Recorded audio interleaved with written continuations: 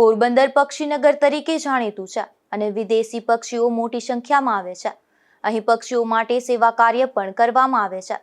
પોરબંદર જિલ્લામાં ઇજાગ્રસ્ત અને બીમાર પક્ષીઓ માટે પક્ષી અભયારણ્ય માટે ખાસ સારવાર કેન્દ્ર કાર્યરત છે.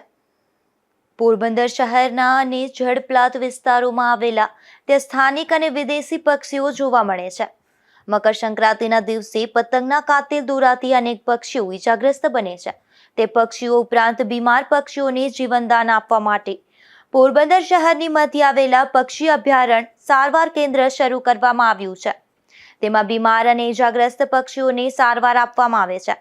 આરએફઓ ભમરના જણાવ્યા અનુસાર હાલ ઉનાળાનો સમય છે અને આકરી ગરમી પડી રહી છે, ત્યારે પક્ષીઓને મુશ્કેલી ન પડે તે માટે સતત પાણીનો છંટકાવ કરવામાં આવે છે.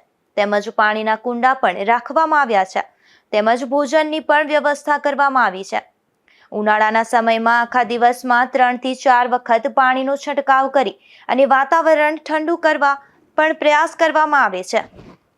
હાલમાં પોરબંદર પક્ષી અભયારણ્ય ખાતે ઉનાળાની ઋતુને ધ્યાનમાં લઈ અને પક્ષી અભયારણ્ય ખાતે જે ઘાયલ પક્ષીઓને રાખવામાં આવેલા છે, તેમાં પક્ષીઓને ગરમીથી બચાવવા માટે ગ્રીન નેટ લગાવી અને રેસ્ક્યુ સેન્ટરની આસપાસ પાણી દ્વારા ગ્રીન નેટને પલાળી તેમજ ભેજવાળું વાતાવરણ તૈયાર કરી અને પક્ષીઓને બચાવવામાં આવે છે.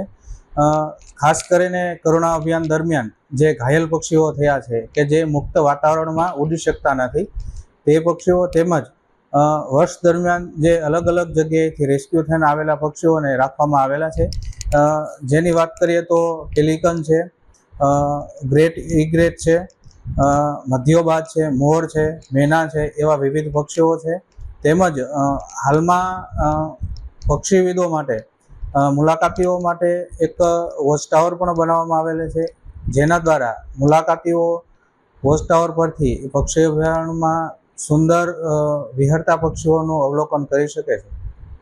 એ સિવાય પક્ષીવિદો માટે એક બર્ડ વોચિંગ ટાવરનું પણ નિર્માણ કરાયું છે, જ્યાં બર્ડ વોચર સરળતાથી પક્ષી દર્શન કરી શકે છે અને તેઓને કેમેરામાં કંડારી શકે છે. નિપુલ પોપટ, ગુજરાત ન્યૂઝ, પોરબંદર.